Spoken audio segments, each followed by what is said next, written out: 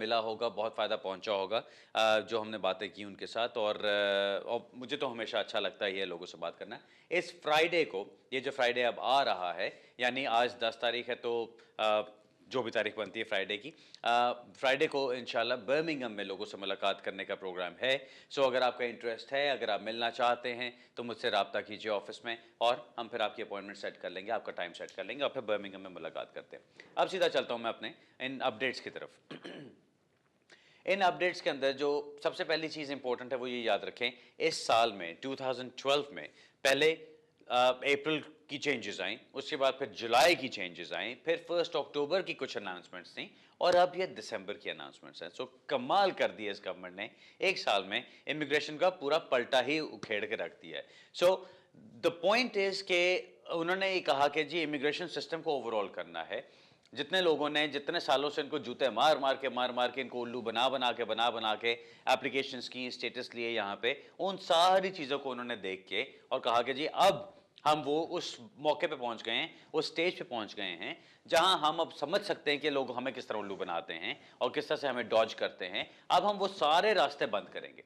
So students के रास्ते बंद किए गए, उसके अलावा जो मल्टीपल एप्लीकेशंस के रास्ते थे वो बंद किए गए, जो फेक शादियों के रास्ते थे वो बंद किए गए। ये सारा कुछ इसलिए किया जा रहा है कि ये एक रिस्पॉन्स है होम ऑफिस की तरफ से, यूकेबीए की तरफ से, उन लोगों की वजह से जिन लोगों ने बहुत ज्यादा उल्लू बनाया। होता यह है कि लोग एक चीज के पीछे पड़ जाते हैं, कोई गलत काम हो रहा होता है उसके पीछे पड़ जाते हैं और हर कोई फिर वही चीज करने की कोशिश कर रहा होता है, जिसकी वजह से अब उनको पता चल जाता है और वो अब उसके ऊपर एक्शन लेते हैं। सो जो अब हम जिन सिचुएशंस में पहुंचे हुए हैं, जो फैमिली के रूल्स में उन्होंने चेंजेस लेकर आए, जो उन्होंने स्पाउस वीजास में चेंजेस लेकर आए, आर्टिकल 8 के अंदर जो चेंजेस लेकर आए, वो सब उसी का हिस्सा है। अब जो चीजें आ रही हैं, जो नई चीजें आ रही हैं, उसके अंदर एक थोड़ा सा ट्रेंड अब डिफरेंट है। वो ये, और यकीन माने या ना माने, बिलीव इट और नॉट, मुझे ये वाली चेंजेस थोड़ी सी बेहतर लग रही हैं कंपेयर टू जो इससे पहले आती रही हैं। क्यों? इन चेंजेस के अंदर उन्होंने थोड़ा सा कॉमन सेंस को इस्तेमाल किया है। उन्होंने थोड़ा सा देखा है कि हाँ, जहां पे वाकई बहुत ज्यादा ज्यादती हो रही है वहां हम थोड़ा सा हाथ हल्का कर दें। सो वो चेंजेस उन्होंने उसके मुताबिक की हैं। अभी जो एग्जांपल्स आएंगे मैं आपको बताऊंगा उनके बारे में, और जो जो चीजें वो कर रहे हैं इस वक्त, ये कोई बहुत बड़ी स्वीपिंग चेंजेस नहीं है। एक दो चीजें हैं जिनसे कि बहुत फर्क पड़ेगा लोगों को। अब वो भी जो एक सबसे बड़ी चीज है जो उन्होंने कहा है कि जी स्टूडेंट्स यहां से स्विच नहीं कर सकते इनटू टीयर 4 से स्विच नहीं कर सकते इनटू टीयर 1। वो इसलिए, जो एंटरप्रेन्योर वाली एप्लीकेशंस हैं, वो इसलिए कि उनको नजर आ रहा था कि लोग बेतहाशा एप्लीकेशंस डाल रहे हैं जहां पे वो फंड्स दिखा रहे हैं कि उनके पास अवेलेबल हैं, और एक लेटर कह रहा है कि डिस्पोजेबल भी हैं उनके लिए, लेकिन जब उनको वीजे मिल जाते हैं तो वो फंड्स भी गायब हो गए, कुछ भी नहीं हो रहा और सिर्फ उनको वीजे लग गए।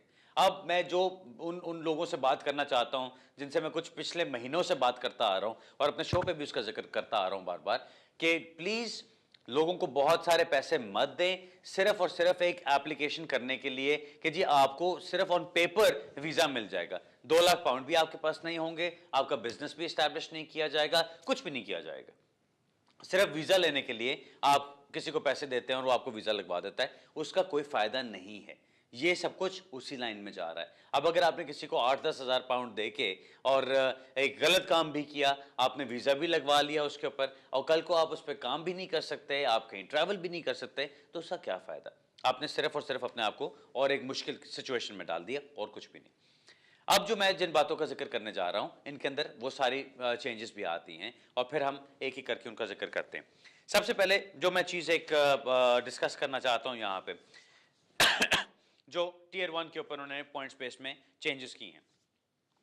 जो बैंक स्टेटमेंट्स की हम बात करते आते थे, याद है स्टूडेंट्स के लिए उन्होंने एक चीज करनी शुरू की थी कि स्टूडेंट्स जो बैंक स्टेटमेंट्स प्रोवाइड करेंगे, उन बैंक स्टेटमेंट्स को सिर्फ तब एक्सेप्ट किया जाएगा अगर वो बैंक्स उनकी एक लिस्ट के ऊपर मौजूद होंगे, कि वो बैंक्स जिनके साथ वो अपनी डिटेल्स को वेरीफाई कर सकते हैं। ये नहीं कि कोई लल्लू पंजू बैंक किसी वो गांव में खुला हुआ है और आपने उसका लेटर लगा दिया वहां पे, और उसके बाद फिर कहा कि जी देखो ओरिजिनल लेटर है, अब इसको एक्सेप्ट करो, और ये अगर कुछ फाइनलाइज करना चाहें, कुछ फाइंड आउट करना चाहें, तो कुछ ना कर सके। सो इन्होंने वो लिस्ट एक बना दी थी कि सिर्फ ये बैंक्स हैं जिनको वो एक्सेप्ट करेंगे। अब वो एक्सटेंड उन्होंने कर दिया है to entrepreneur applications as well. यानी कि उन्होंने कहा कि अगर आप पैसे दिखा रहे हैं कि आपके अकाउंट में पड़े हुए हैं और आप उस पैसों को यूटिलाइज करना चाहते हैं इस वीज़े के लिए और फिर आप बिजनेस में इस्तेमाल करना चाहते हैं उसको, सो जिस बैंक स्टेटमेंट को आपने दिखाना है, जिस बैंक से वो चीज़ें लेनी है आपने, वो बैंक से जिससे आपने लेटर लेने हैं, वो बैंक्स उनकी लिस्ट के ऊपर होने लाजमी है। अगर वो उनकी लिस्ट पे नहीं आता तो वो उसको एक्सेप्ट नहीं करेंगे। अगली बात जो वो कर रहे हैं, इन्वेस्टर कैटेगरीज की बात कर रहे हैं। अभी तक जो चीज़ चलती आ रही थी इन्वेस्टर्स के लिए, उन्होंने कहा हुआ था कि अगर आप इन्वेस्टर हैं, यानी इन्वेस्टर वो लोग हैं जिन्होंने 1 मिलियन पाउंड कम से कम आके यूके में इन्वेस्ट किया है। 1 मिलियन पाउंड आपने इन्वेस्ट करना है, उसमें 750,000 पाउंड जो हैं वो आपके गवर्नमेंट बॉन्ड्स में, श्योरिटीज़ में, उस तरह की गवर्नमेंट से रिलेटेड चीज़ों में जाने चाहिए। और 250,000 पाउंड्स आप किसी और चीज़ में इन्वेस्ट कर सकते हैं। लेकिन पॉइंट ये है कि आपको through out the 5 year period उसको मेंटेन रखना है, उस इन्वेस्टमेंट को। ये नहीं कि आके आपने इन्वेस्टमेंट की, उसके ऊपर आपको वीज़ा मिल गया और उसके बाद फिर आपने पैसे निकाल के इन्वेस्टमेंट खाली कर दिया और 5 साल के बाद दोबारा 5 साल के एंड में आप वो पैसे वापस लेकर आ रहे हैं कि जी मेरी इन्वेस्टमेंट अभी भी चल रही है। Doesn't work like that. So उन्होंने ये चीज़ एक पावर डाल दी है बीच में कि जो लोग अपने पूरे पैसे इन्वेस्टमेंट के through out that 5 year period नहीं रखेंगे, उनकी लीव को कर्टेल किया जा सकता है। यानी अगर आपने इन्वेस्टमेंट की हुई है और आपके वो पैसे बीच में से ख़त्म हो जाते हैं तो आपकी लीव को कर्टेल कर दिया जाएगा, आपके वीज़ा को कैंसिल कर दिया जाएगा बीच में। सो इसलिए उसका फ़ायदा नहीं। जो वो 50,000 वाली बात हम करते हैं एंटरप्रेन्योर एप्लीकेशंस के साथ, उसके अंदर एक जिक्र हमेशा आता है कि जी 50,000 किन को अवेलेबल है, और लोग अभी भी बड़े कंफ्यूज रहते हैं उसके ऊपर। मैं इसको क्लैरिफाई करता चलूँ। 200,000 पाउंड्स आपको, अगर आपके पास पैसा है कहीं से भी, आप वो 200,000 पाउंड्स दे के आप अपना एंटरप्रेन्योर का वीज़ा ले सकते हैं और वो 200,000 पाउंड्स को आपको इन्वेस्ट करना होगा यूके में अपने बिजनेस के अंदर। आपको एक बिजनेस को रन करना होगा। अगर आपको ये पैसा किसी गवर्नमेंट की तरफ से, गवर्नमेंट की मिनिस्ट्री की तरफ से मिलता है, अगर आपको किसी यूके सीड फंड कॉरपोरेशन की तरफ से मिलता है, अगर आपको ये पैसा कहीं से जो UK incorporated FSA regulated venture capitalist firm होती है, अगर आपको उसकी तरफ से मिलता है तो फिर आप 50,000 की बेस पे भी ये चीज़ कर सकते हैं।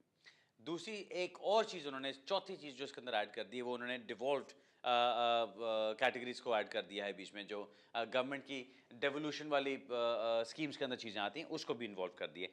अब अगेन लोग पूछेंगे कि जी ये क्या चीज़ें हैं, क्या है, इनकी सबकी लिस्ट बनी होती है। वो लिस्ट आपको गवर्नमेंट की वेबसाइट से मिल सकती हैं, जहाँ से आप देख सकते हैं कि जी अगर इस गवर्नमेंट की ऑर्गेनाइजेशन ने या इस वेंचर कैपिटलिस्ट ने मुझे पैसे दे दिए हैं तो उसकी बेस पे मेरा वीज़ा हो सकता है यहाँ पे 50,000 की बेस पे भी। ये उन स्टूडेंट्स के लिए भी हो सकता है जो वापस जाके नहीं अप्लाई करना चाहते। यानी एक स्टूडेंट है जो यहाँ से अप्लाई करना चाहता है, एंटरप्रेन्योर की तरफ जाना चाहता है, अगर 200,000 उसके पास अवेलेबल है तो अब उसको ये कहा जा रहा है कि आप यहाँ से स्विच नहीं कर सकते, आपको वापस अपने मुल्क जाना पड़ेगा, वहाँ से आप वीज़ा अप्लाई करके आएंगे। लेकिन अगर उस स्टूडेंट को 200,000 पाउंड्स किसी और जगह से लेने के बजाय किसी वेंचर कैपिटलिस्ट की तरफ से मिल गए हैं, या उसको यूके सीड कॉरपोरेशन की तरफ से मिल गए हैं, या उसको किसी गवर्नमेंट मिनिस्ट्री की तरफ से मिल गए हैं, या ये डिवॉल्व्ड एजेंसी की तरफ से मिल गए, सो वो यहाँ से फिर स्विच कर सकता है, 50,000 वाली कैटेगरी के अंदर वो जा सकता है यहाँ से। दी ओनली अदर टाइम जहाँ 50,000 वाली कैटेगरी आती है बीच में, जहाँ उसकी रेलेवेंस बनती है, वो है अगर आपके पास इस वक्त PSW वीज़ा है। अगर PSW है यानी पोस्ट स्टडी वर्क वीज़ा है और आप 50,000 पाउंड्स देके एंटरप्रेन्योर में जाना चाहते हैं तो आप कर सकते हैं, प्रोवाइडेड जो बिजनेस एक्टिविटी आपने करनी है, जो सर्विस आप प्रोवाइड कर रहे हैं, that is NQF level 4 and above. ये चीज़ अक्सर लोगों को समझ नहीं आती, ये कॉन्सेप्ट अपना समझना ज़रूरी है कि अगर आप कोई सर्विस ऐसी प्रोवाइड करें जिसके लिए आपको ग्रेजुएट होना ज़रूरी नहीं है और वो ऐसी ग्रेजुएट लेवल सर्विस नहीं है, तो आप 50,000 पे PSW के बाद उसमें नहीं जा सकते। आपको NQF लेवल 4 से ऊपर ही जाना है, तभी आप PSW के बाद 50,000 के साथ उस कैटेगरी में जा सकते हैं। राइट। मेंटेनेंस फंड्स की बात जो की जा रही है, जो पहले उन्होंने कहा गया था वो मैंने आपको बता दिया कि टियर 1 एंटरप्रेन्योर्स के लिए भी उन्होंने ये चीज़ कर दी कि मेंटेनेंस फंड्स जो आपके जिन बैंक्स के अंदर मेंटेन्ड होंगे, वो बैंक्स भी आप होम ऑफिस की लिस्ट के ऊपर होने चाहिए, अदरवाइज वो उसको नहीं मानेंगे। ओके, आगे हम देखते हैं जो नेक्स्ट पॉइंट वो कह रहे हैं कि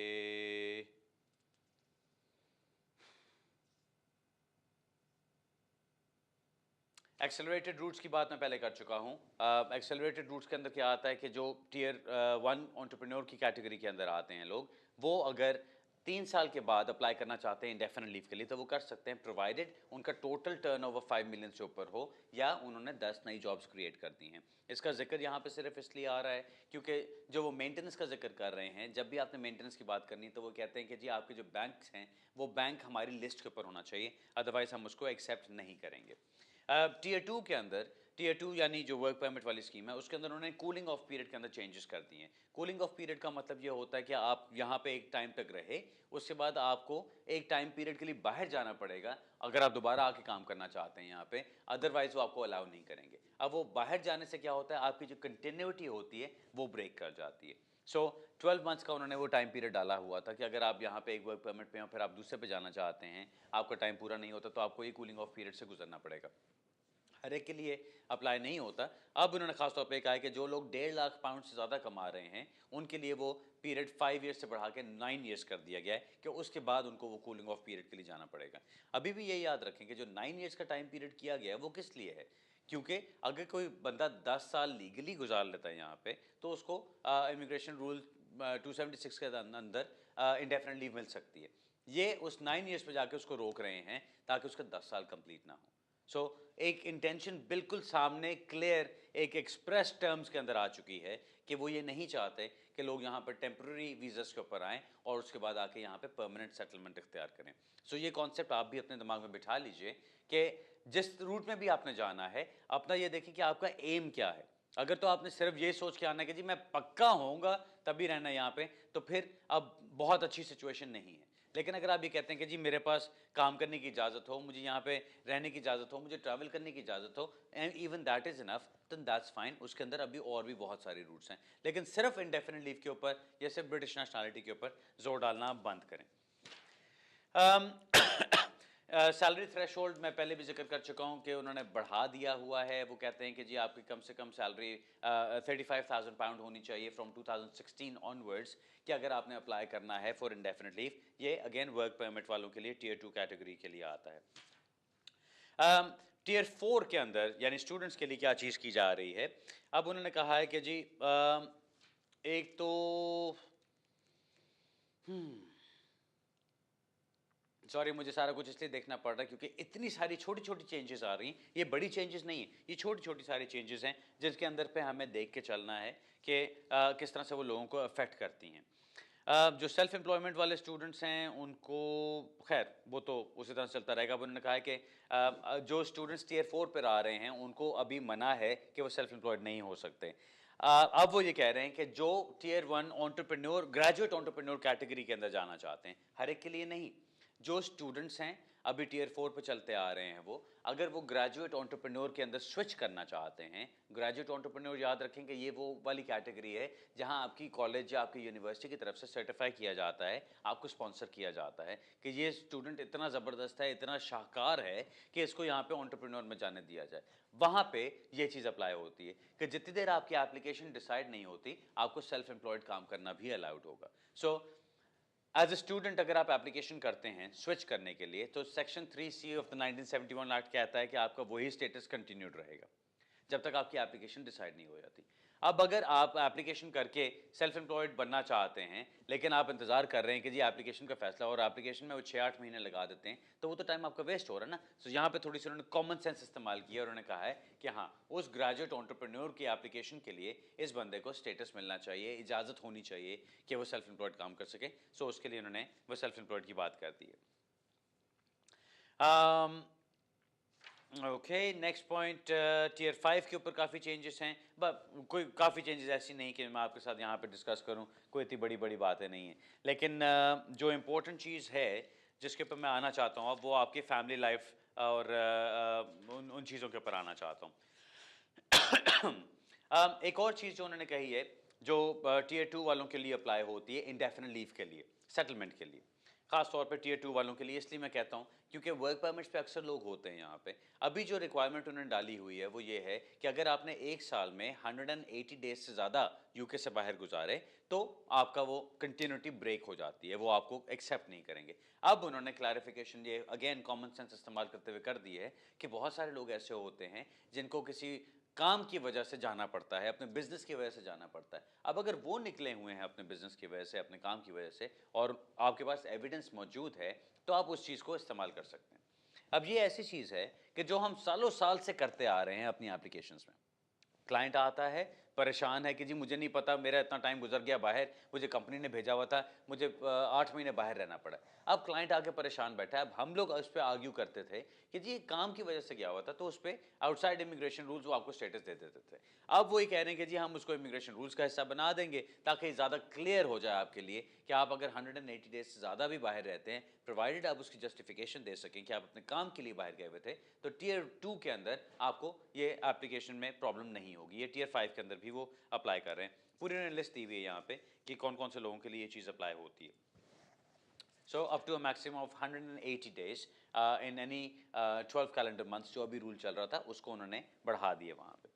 राइट जी। अब हम आते हैं उसके ऊपर फैमिली प्रोविजंस की तरफ, और यहाँ मुझे इसको पढ़ के बड़ी खुशी हुई कि एक कॉमन सेंस अप्रोच भी इस्तेमाल की गई, और दूसरी ये चीज़ कि मेरी अपनी कॉमन सेंस भी अभी तक काम कर रही है, क्योंकि मैंने ये कहा था जब इन रूल्स को इंट्रोड्यूस किया गया था 9 जुलाई वाले रूल्स को, उसमें एक चीज़ कही गई थी कि अगर एक बच्चा यहाँ पे 7 साल गुजार लेता है तो उसको स्टेटस मिल जाएगा यहाँ पे उसको, या उसको एलिजिबिलिटी बनती है कि उसको स्टेटस मिल जाए। अब मुझे बेतहाशा कॉल्स आती थी दफ्तर के अंदर भी, क्लाइंट्स भी आके पूछते थे, बल्कि यहाँ पे मेरा ख्याल है हमारे शो में भी लोगों ने सवाल पूछे कि जी कुछ वकील कह रहे हैं कि माँ बाप को स्टेटस नहीं मिलेगा, सिर्फ बच्चे को स्टेटस मिलेगा। और मैं उस वक्त भी ये चीज़ कहता था कि ये अकल इस चीज़ को मानती नहीं है कि अगर बच्चे को उन्होंने स्टेटस दे दिया, तो एक बच्चा जो 18 साल से कम उम्र का है, जिसको आप ये कह रहे हैं हाँ इसको यहाँ से निकालना है, इसके साथ ज्यादती होगी, इसके ह्यूमन राइट्स के खिलाफ होगा, इसको यहाँ पे रहने दिया जाए, आप उसके माँ बाप को कैसे निकाल सकते हैं ये कह के कि उनका स्टेटस नहीं बनता। अगर इसका बना और इसने 7 साल से ज्यादा गुजार लिए तो पेरेंट को भी स्टेटस देना बनता है। अब उसको वो इमिग्रेशन रूल्स का हिस्सा बना रहे हैं, उन्होंने क्लैरिफाई कर दिया उसको कि जो लोग, जो माँ बाप ऐसे बच्चों के साथ यहाँ पे रह रहे हैं जिनको 7 साल से ज़्यादा का टाइम गुजर गया है, उनको यहाँ से निकाला नहीं जाएगा अगर बच्चे को स्टेटस दे दिया जाता है। अब वो लोग भी हैं जिनके बच्चे अभी 7 साल उन्होंने नहीं गुजारे हैं, वो 18 साल से कम हैं, अगर वो 18 साल की उम्र तक पहुँचते हैं और तब तक 7 साल गुजर गए उनके, तो फिर भी माँ बाप को स्टेटस मिल जाएगा यहाँ पे। अच्छा, जो और चीज़ें इसमें डाली गई हैं, खैर बच्चों की तो मैंने जिक्र कर दिया, जो बच्चों का 7 साल का आ रहा है। 5 और 10 इयर्स की जो रूट टू सेटलमेंट है उसका एक डिफ्रेंसिएशन याद रखें। 5 इयर्स की रूट तब है अगर आप इमिग्रेशन रूल्स के तमाम चीज़ों को सेटिस्फाई कर देते हैं, तो फिर आपको 5 इयर्स की सेटलमेंट रूट पर डाला जाता है, यानी पहले 2.5 साल की लीव मिलेगी, फिर 2.5 साल की लीव मिलेगी, और उसके बाद आप 5 साल के बाद इंडेफिनिट लीव के लिए अप्लाई कर सकते हैं।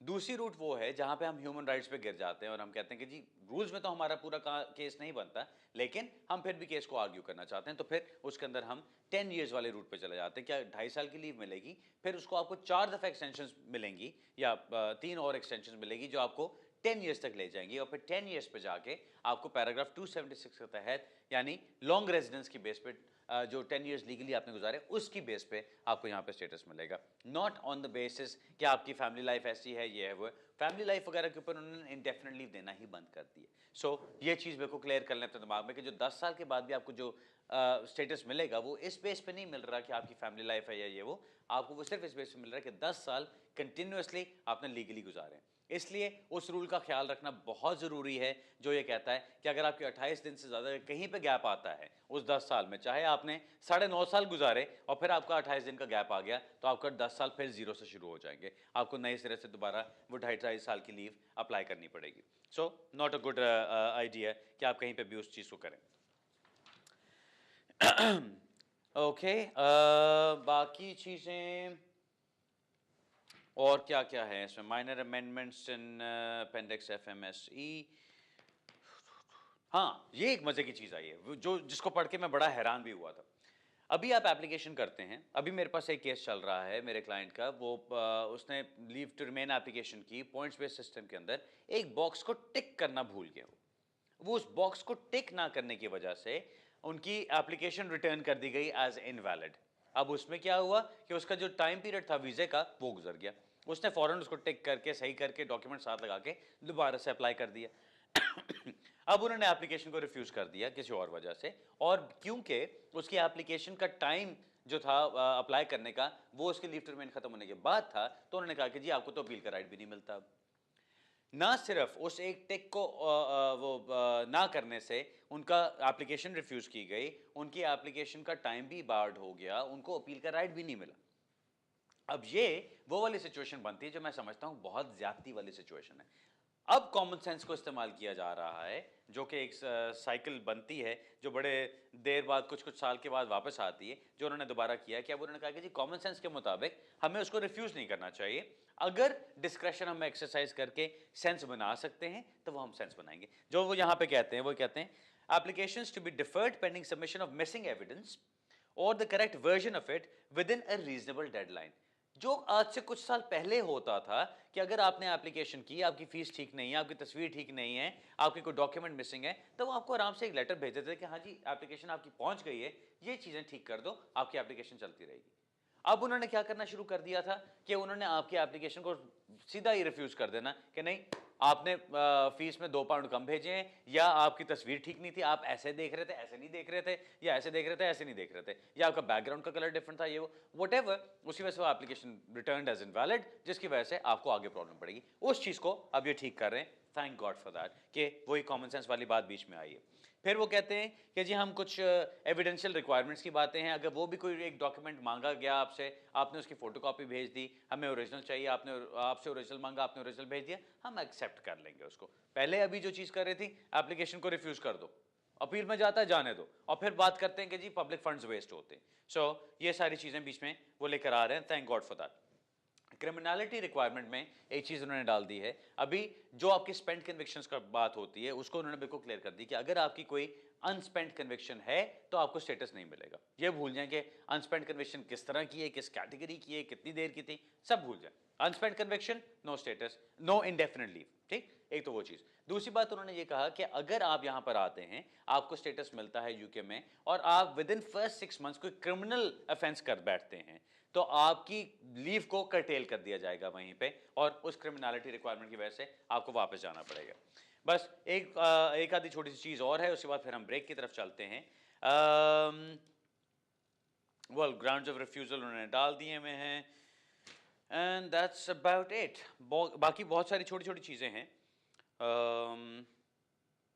फ्लेक्सिबिलिटी की बात मैंने कर ली है, बाकी I think that is all. हाँ, कैम्ब्रिज के कोर्स को उन्होंने ऐड कर दिया है to the English language test. हाँ, एक चीज़ और जो इंपॉर्टेंट उन्होंने ऐड की है वो ये है, which is again a good thing. वो उन्होंने कहा है कि जो लोग एंटरप्रेन्योर वीज़ास पे आना चाहते हैं, अभी उनकी रिक्वायरमेंट उन्होंने C1 रखी हुई थी, उसको उन्होंने डिक्रीज कर दी है। और उनको ये समझ आई है कि बिजनेसमैन हमेशा बहुत पढ़ा लिखा नहीं होता, उसकी इंग्लिश लैंग्वेज वो एडवांस लेवल की नहीं होगी, बेसिक लेवल की होनी चाहिए। सो उन्होंने बेसिक लेवल पे उसको वापस कर दिया। सो अगर आप बेसिक लेवल की इंग्लिश बोलते हैं और या वो टेस्ट पास कर सकते हैं, तो उसकी बेस पे आपको एंटरप्रेन्योर वीज़ा मिल जाएगा। अब आपको C1 नहीं करना पड़ेगा, जो कि हम अगेन बड़ी देर से शोर मचा रहे थे कि बिल्कुल गलत है और इसको हटना चाहिए। सो उसको हटा दिया गया। नाज़रीन, अब ब्रेक की तरफ चलते हैं। मेरा मकसद ये सारे रूल्स को डिस्कस करना यही था कि आपको एक इंट्रोडक्शन मिल जाए। होपफुली वो इंट्रोडक्शन मिल गया। जैसे जैसे उनका और जिक्र आता रहेगा, जैसे जैसे उसके ऊपर बात करनी होगी, हम बाकी चलेंगे। मिलते हैं थोड़ी सी देर में ब्रेक के बाद।